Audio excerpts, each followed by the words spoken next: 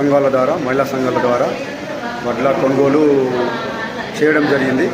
దాంట్లో అవకతవకలు జరిగాయి కదా, వాటిపై చర్య తీసుకొని కలెక్టర్ గారు రైతులకు జరిగిన నష్టాన్ని తక్షణమే ఇప్పించాలని వేడుకుంటున్నాం. జక్రన్పల్లి మండలం పడకల్ గ్రామం రైతుల ఆవేదన 326 మంది రైతులు అడ్డగోలుగా కట్ చేయడం జరిగింది.